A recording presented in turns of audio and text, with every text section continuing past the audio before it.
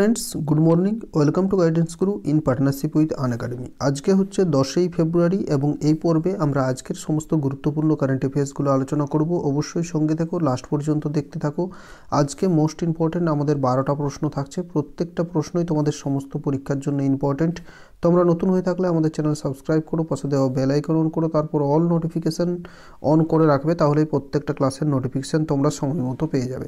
তোমরা এখনও যদি আনএকাডেমি অ্যাপটা ডাউনলোড না করে থাকো তাহলে ডেসক্রিপশন বক্সে লিঙ্ক দেওয়া আছে, সেখান থেকে প্রথমত তোমরা আনএকাডেমি অ্যাপটা ডাউনলোড করো। তারপর তোমরা সাইন আপ করার পর WBPSC ক্যাটাগরি সিলেক্ট করবে। সিলেক্ট করার পর এই যে আমাদের কোড দেখতে পাচ্ছ, এই কোডটা তোমরা অ্যাপ্লাই করবে। এই কোড অ্যাপ্লাই করলেই তোমরা প্রত্যেক দিন 50টার মতো ক্লাস ফ্রিতে দেখতে পারবে। যে কোনো সরকারি চাকরির পরীক্ষার প্রিপারেশন তোমরা খুব সহজেই নিতে পারবে। চলো তাহলে আজকের ক্লাস শুরু করা যাক। আজকের প্রথম কোশ্চেন হচ্ছে 8 ফেব্রুয়ারি কোথায় জাতীয় উদ্যান পালন মেলা শুরু হলো? জাতীয় উদ্যান পালন মেলা বা ন্যাশনাল হর্টিকালচার ফেয়ার 2021, জাতীয় উদ্যান পালন মেলা 2021 শুরু হলো কোথায়? কারেক্ট আনসার কী হবে? বেঙ্গালুরুতে। Option C is the correct answer. কর্ণাটকের রাজধানী বেঙ্গালুরুতে ন্যাশনাল হর্টিকালচার ফেয়ার 2021 শুরু হলো এবং আয়োজন করেছে IIHR নামক সংস্থা। IIHR এর পুরো নাম হচ্ছে Indian institute of horticulture research.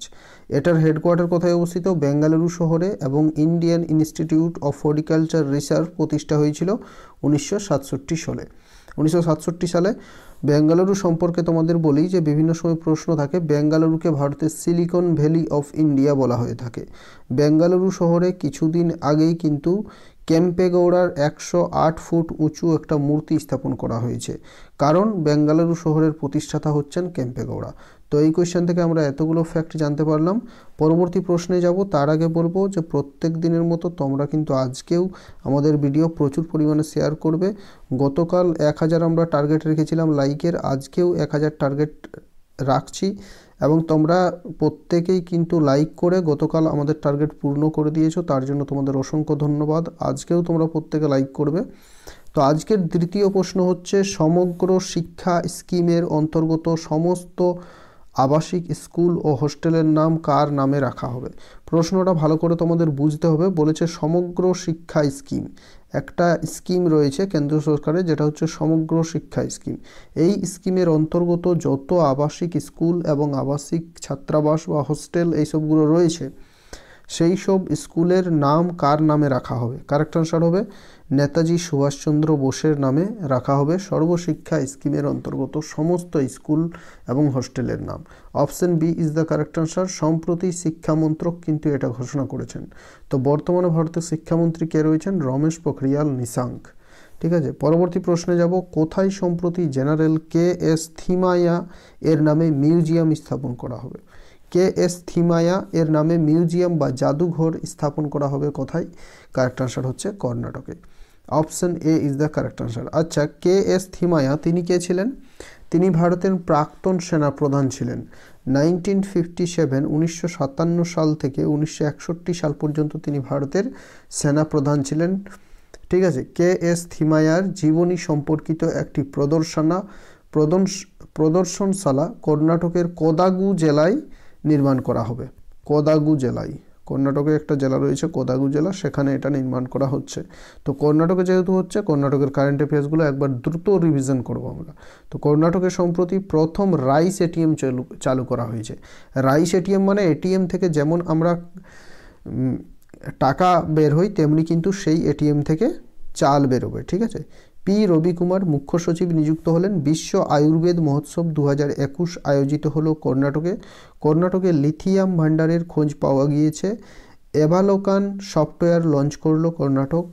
ভারতীয় গ্রে উলফ এর অভয়ারণ্য স্থাপিত হবে কপ্পল জেলার বাঁকাপুরে। তো এইগুলো তোমাদের কিন্তু মনে রাখতে হবে। কর্ণাটকের কথা বলছি, তো কর্ণাটকের বর্তমান মুখ্যমন্ত্রীর নাম কি? বর্তমান মুখ্যমন্ত্রী BS ইয়েদিদুরাপ্পা এবং গভর্নর হচ্ছেন বাজুভাই বালা, এবং একটু আগেই বললাম রাজধানী হচ্ছে বেঙ্গালুরু। নেক্সট কোয়েশ্চেনে যাব, সম্প্রতি কোথায় শ্রী বিল্লিপুথুর মেঘামালাই ব্যাঘ্র সংরক্ষণ কেন্দ্র স্থাপন করা হবে? তো ক্লাসের মাঝেই কিন্তু একটা কোয়েশ্চেন তোমাদের জিজ্ঞেস করবো, সেই কোয়েশ্চেনের উত্তর প্রত্যেকে তোমরা কমেন্ট করে জানাবে কিন্তু, ঠিক আছে। তো এই যে প্রশ্নটা, শ্রীবিল্লিপুথুর মেঘামালাই ব্যাঘ্র সংরক্ষণ কেন্দ্র কোথায় স্থাপন করা হবে? তো এই যে নামটা দেখেই তোমরা বুঝতে পারবে এটা হয়তো সাউথের, দক্ষিণ ভারতের কোনো রাজ্য, তামিলনাড়ু, কর্ণাটক বা মহারাষ্ট্র কিংবা কেরালা, তেলেঙ্গানার মধ্যে। তো শ্রীবিল্লিপুথুর মেঘামালাই ব্যাঘ্র সংরক্ষণ কেন্দ্রটি তামিলনাড়ুতে স্থাপন করা হবে এবং এটা হচ্ছে তামিলনাড়ুর ৫ম ব্যাঘ্র সংরক্ষণ কেন্দ্র। এবং যদি প্রশ্ন থাকে যে এটা ভারতের কততম ব্যাঘ্র সংরক্ষণ কেন্দ্র বা টাইগার রিজার্ভ, তাহলে ভারতের ৫১তম। এটা তামিলনাড়ুতে হচ্ছে। তো তামিলনাড়ুর কারেন্ট অ্যাফেয়ার্সগুলো আমরা দ্রুত রিভিশন করব। পরপর ৬বার অঙ্গদানের শ্রেষ্ঠ স্থান পেল তামিলনাড়ু, অর্থাৎ তামিলনাড়ুতে সর্বাধিক পরিমাণে কিন্তু অঙ্গদান করা হয়ে থাকে। পিঁপড়ের নতুন প্রজাতির খোঁজ পাওয়া গিয়েছে যার নাম অমিতাভ যোশীর নামে রাখা হয়েছে। ছাত্রছাত্রীদের ফ্রিতে প্রত্যেক দিন 2 GB ডেটা দেওয়ার কথা ঘোষণা করলেন তামিলনাড়ুর মুখ্যমন্ত্রী। থিপুসম উৎসব পালিত হলো তামিলনাড়ুতে। মুখ্য সচিব নিযুক্ত হলেন রাজীব রঞ্জন। তামিলনাড়ুর বর্তমান মুখ্যমন্ত্রী হচ্ছেন এডাপট্টি কে পলানিস্বামী এবং তামিলনাড়ুর রাজধানী চেন্নাই। তামিলনাড়ুর গভর্নর হচ্ছেন বনবারিলাল পুরোহিত। ঠিক আছে, এতগুলো ফ্যাক্ট জানলাম। নেক্সট কোয়েশ্চেনে যাব। কোন রাজ্য সম্প্রতি সাহস অভিযান চালু করলো? সাহস নামক অভিযানটি সম্প্রতি চালু করেছে,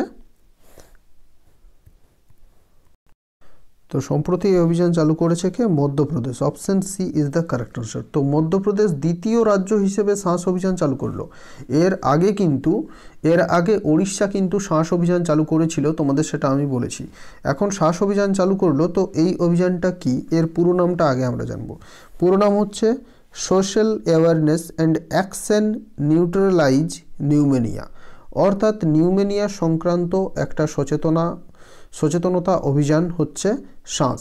ঠিক আছে, নিউমোনিয়ার কারণে মৃত্যুহারকে কমানোর জন্যই এই শ্বাস অভিযানটা চালু করেছে মধ্যপ্রদেশ এবং এর আগে চালু করেছিল ওড়িশা চালু করেছিল নিউমোনিয়া ডে যেদিন পালন করা হয়ে থাকে সেদিন। আচ্ছা, এটা মধ্যপ্রদেশ চালু করেছে। তো মধ্যপ্রদেশের কারেন্ট অ্যাফেয়ার্সগুলো দ্রুত রিভিশন করি। গোয়ালিয়র শহরে সেন্টার ফর ডিসেবিলিটি স্পোর্টস উদ্বোধন করা হলো। সৌরশক্তি উৎপাদনে ৫,০০০ মেগাওয়াট থেকে বৃদ্ধি করে ১০,০০০ মেগাওয়াট করবে মধ্যপ্রদেশ। 2030 সালের মধ্যে এডস একেবারে নির্মূল করার সিদ্ধান্ত নিয়েছে মধ্যপ্রদেশ। ভারতের প্রথম হট এয়ার বেলুন সাফারি পরিষেবা চালু হলো মধ্যপ্রদেশের বান্ধবগড় জাতীয় উদ্যানে। পঙ্খ যোজনা হবে এটা, ও লাডলি লক্ষ্মী যোজনা চালু করেছে মধ্যপ্রদেশ। মধ্যপ্রদেশের বর্তমান মুখ্যমন্ত্রী হচ্ছেন শিবরাজ সিং চৌহান, গভর্নর হচ্ছেন আনন্দীবেন প্যাটেল। এবং আনন্দীবেন প্যাটেল যেমন মধ্যপ্রদেশের গভর্নর, একই সাথে তিনি কিন্তু উত্তরপ্রদেশেরও গভর্নর। পরবর্তী প্রশ্ন, সম্প্রতি উত্তরাখণ্ডে কোন নদীতে লক ডাক বিদ্যুৎ পরিকল্পনা নির্মাণ করা হবে বা লক ডাক বিদ্যুৎ কেন্দ্র নির্মাণ করা হবে উত্তরাখণ্ডের কোন নদীতে? কারেক্ট আনসার হবে, অপশানগুলো ভুল রয়েছে, আমি ঠিক করে দিই। তো এটার কারেক্ট আনসার হয়ে যাবে সম্প্রতি উত্তরাখণ্ডের যমুনা নদীতে লকডাক বিদ্যুৎ পরিকল্পনা নির্মাণ করা হবে। Option C is the correct answer. এবং উত্তরাখণ্ডের সম্প্রতি কি হয়েছিল তোমাদের কারেন্ট অ্যাফেয়ার্সে করিয়েছি, উত্তরাখণ্ডের নন্দা দেবী হিমবাহে তুষার ধসের ফলে উত্তরাখণ্ডের চামোলি জেলায় কিন্তু ধৌলিগঙ্গা নদীতে আকস্মিক বন্যা পরিস্থিতির সৃষ্টি হয়েছিল। তো এই কোয়েশ্চেনটা তোমাদের মোস্ট ইম্পর্ট্যান্ট, যে কোন নদীতে এই বন্যা সৃষ্টি হয়েছিল এবং কোন জেলায় সৃষ্টি হয়েছিল, ঠিক আছে, এবং হিমবাহের নাম কী ছিল। তাহলে উত্তরাখণ্ডের বর্তমান মুখ্যমন্ত্রীর নাম কি? উত্তরাখণ্ডের বর্তমান মুখ্যমন্ত্রী ত্রিবেন্দ্র সিং রাওয়াত এবং উত্তরাখণ্ডের গভর্নর হচ্ছেন বেবি রানী মৌর্য। ঠিক আছে, উত্তরাখণ্ডের রাজধানী হচ্ছে দেহরাদুন। পরবর্তী প্রশ্ন, সম্প্রতি কে পুনরায় রাষ্ট্রসংঘের জলবায়ু রাষ্ট্রদূত রূপে নিযুক্ত হলেন? তো সম্প্রতি Michael Bloomberg, option C is the correct answer, রাষ্ট্রসংঘের জলবায়ু রাষ্ট্রদূত হিসেবে পুনরায় নিযুক্ত হলেন, অর্থাৎ এর আগেও কিন্তু তিনিই ছিলেন। আচ্ছা, রাষ্ট্রসংঘের জলবায়ু রাষ্ট্রদূত নিযুক্ত হয়েছেন। তো রাষ্ট্রসংঘ ইউনাইটেড নেশন অর্গানাইজেশন কত সালে প্রতিষ্ঠা হয়েছিল? 1945 সালে। বর্তমানে ডিরেক্টর জেনারেল কে রয়েছেন? অ্যান্তোনিও গুতেরাস এবং হেডকোয়ার্টার কোথায় অবস্থিত? নিউ ইয়র্ক শহরে। চলো পরবর্তী প্রশ্নে আমরা যাব। নেক্সট প্রশ্ন হচ্ছে ICC player of the month January 2021 কে পেলেন? কয়েকদিন আগে তোমাদের করিয়েছিলাম যে আইসিসি কিন্তু সম্প্রতি প্লেয়ার অফ দ্য মান্থ বলে একটা নতুন পুরস্কার চালু করছে, যেটা প্রত্যেক মান্থই কিন্তু দেওয়া হবে। তো এই কোয়েশ্চেনটা এতটা কিন্তু ইম্পর্টেন্ট নয়, যেহেতু প্রত্যেক মাসে কিন্তু এটা দেওয়া হচ্ছে, তাই কিন্তু এই প্রশ্নটা ইম্পর্টেন্ট হচ্ছে কারণ কেন, এবারে প্রথম কে পেলেন? প্রথম শুরু হলো এবং প্রথমেই পেলেন Rishabh Pant. Option B is the correct answer. ঠিক আছে, অপশন বি কারেক্ট আনসার। এবং আইসিসি এই পুরস্কার দিচ্ছে, তাহলে আইসিসির ডিটেলস আমরা জেনে নেব। আইসিসির পুরো নাম ইন্টারন্যাশনাল ক্রিকেট কাউন্সিল, 1909 সালে প্রতিষ্ঠা হয়েছিল, দুবাইয়ে যার হেডকোয়ার্টার অবস্থিত। বর্তমানে চিফ এক্সিকিউটিভ অফিসার রয়েছেন মানু সাউনি এবং চেয়ারম্যান রয়েছেন গ্রেগ বার্কলে। ঠিক আছে, পরবর্তী প্রশ্ন, পৃথিবীর বৃহত্তম সমুদ্র তীরবর্তী বায়ুশক্তি কেন্দ্র স্থাপন করবে কোন দেশ? সমুদ্র তীরবর্তী বা অফশোর বায়ুশক্তি কেন্দ্র নির্মাণ করবে কোন দেশ? কারেক্ট আনসার হচ্ছে দক্ষিণ Korea. Option C is the correct answer. ঠিক আছে, দক্ষিণ কোরিয়া নিয়োগ করবে এবং টার্গেট রাখা হয়েছে 2030 সালের মধ্যে এর কাজ সম্পন্ন হবে। এবং যদি প্রশ্ন থাকে যে বর্তমানে সমুদ্র তীরবর্তী বায়ুশক্তি বৃহত্তম বায়ুশক্তি কোনটা, তখন কি হবে? এটা ব্রিটেনে অবস্থিত হর্নসি 1, বর্তমানে হচ্ছে হর্নসি 1, এবং 2030 সালের পর থেকে কিন্তু হয়ে যাবে এইটা এই দক্ষিণ কোরিয়াতে। ঠিক আছে, তাহলে দক্ষিণ কোরিয়ার বর্তমান রাজধানী হচ্ছে সিওল, প্রেসিডেন্ট হচ্ছেন মুন জে ইন, কারেন্সি হচ্ছে ওন। এবং একটা প্রশ্ন বারবার থাকে, যেটা উত্তর কোরিয়া এবং দক্ষিণ কোরিয়ারকে বিভক্ত করেছে কোন প্যারালাল, সেটা হচ্ছে 38তম সমান্তরাল বা 38তম প্যারালাল। ঠিক আছে, নেক্সট কোয়েশ্চেন আমরা যাব 10। প্রয়াত হলেন রাজীব কাপুর, তিনি কোন ক্ষেত্রের সঙ্গে যুক্ত ছিলেন? তো রাজীব কাপুর সম্প্রতি একজন বলিউড অভিনেতা ছিলেন এবং রাজীব কাপুরের পিতার নাম হচ্ছে রাজ কাপুর।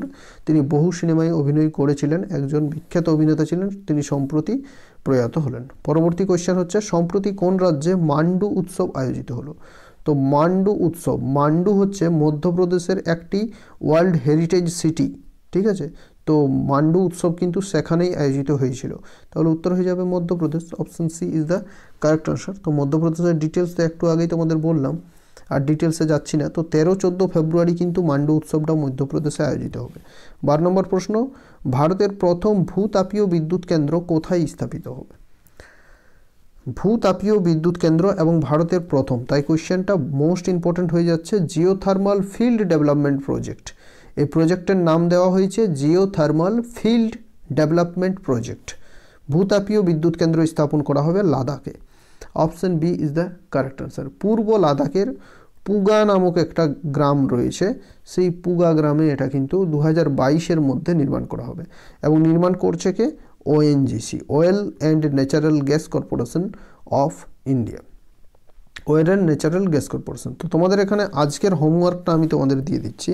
তোমাদের আজকের হোমওয়ার্ক হবে যে লাদাখের লেফটেন্যান্ট গভর্নর বর্তমানে কে রয়েছেন, এইটা তোমরা কমেন্ট করবে এবং তার সাথে কমেন্ট করতে হবে যে ওএনজিসি কত সালে প্রতিষ্ঠা হয়েছিল, পুরো নাম কি এবং বর্তমানে চেয়ারম্যান কে রয়েছেন, সমস্ত কিছু তোমাদের ডিটেলসে কমেন্ট করতে হবে। তো এটাই হচ্ছে আজকের হোমওয়ার্ক।